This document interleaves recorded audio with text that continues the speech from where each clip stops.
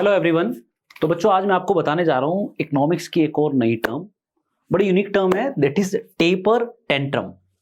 आपने बड़ा कई बार सुना होगा ये वर्ड टेंट्रम। अब इसका इकोनॉमिक्स में भी एक रिलेवेंस है।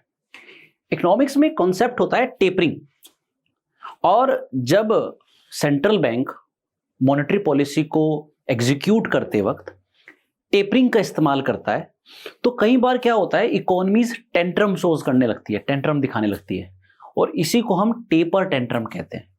आपको लगा होगा कि ये क्या बात हुई। यस, टेपर का मतलब होता है कि किसी देश के सेंट्रल बैंक ने टेपरिंग करनी स्टार्ट कर दी है। टेपरिंग का मतलब क्या होता है, सपोज करो सेंट्रल बैंक ने अपनी इकोनॉमी के अंदर लिक्विडिटी को बढ़ाने के लिए, मनी की सप्लाई को बढ़ाने के लिए क्वांटिटेटिव ईजिंग की थी। मतलब ऐसे मेथड्स अपनाए थे ताकि इकोनॉमी में मनी की सप्लाई बढ़ सके।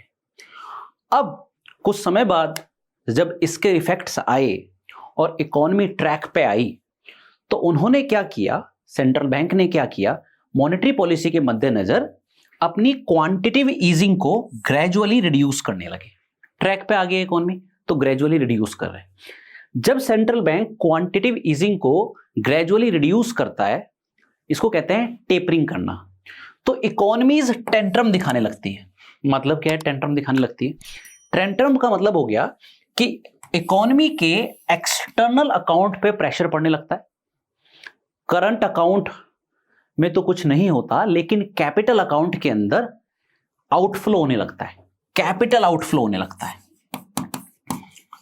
कैपिटल आउटफ्लो होने लगता है, एक्सटर्नल अकाउंट पे प्रेशर पड़ता है, और जिसकी वजह से करेंसी डेप्रिशिएट होने लगती है। मतलब टेपरिंग करने से इकोनॉमी ने टेंट्रम दिखाए। टेंट्रम का मतलब क्या है, कैपिटल आउटफ्लो होने लगा, करेंसी डेप्रिशिएट होने लगी, और एक्सटर्नल अकाउंट पे प्रेशर पड़ गया। इसको कहा हमने टेंट्रम दिखाना, और इस पूरे कॉन्सेप्ट को कहा हमने टेपर टेंट्रम। मैं इसका एक प्रैक्टिकल एग्जांपल देता हूं। हुआ क्या, यूएस के अंदर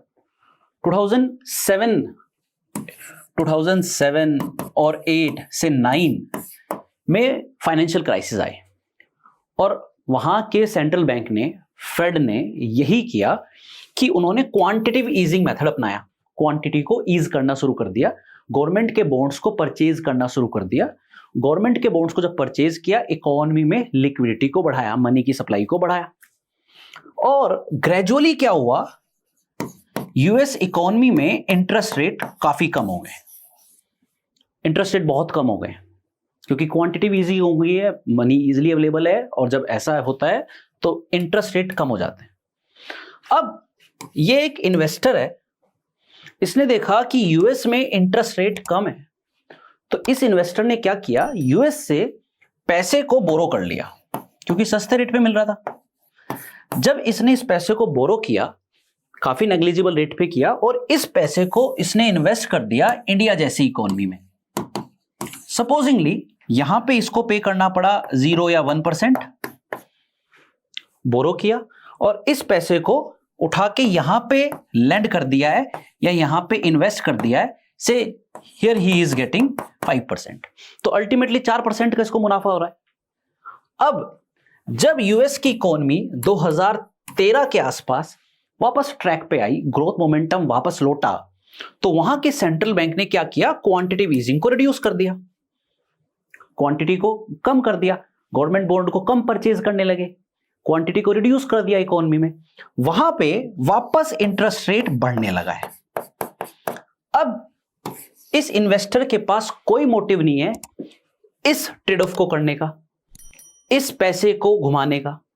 तो इस इन्वेस्टर ने या इसके जैसे सभी इन्वेस्टर्स ने क्या किया, इंडिया से जो पैसा इन्होंने 2007-9 के फेज में इन्वेस्ट किया था, वापस विड्रॉ करना शुरू कर दिया, क्योंकि अब इनके पास ऑप्शन है कि ये यूएस में फिर से इन्वेस्ट कर सकते हैं, क्योंकि वहां पे वापस इंटरेस्ट रेट ज्यादा मिल रहा है।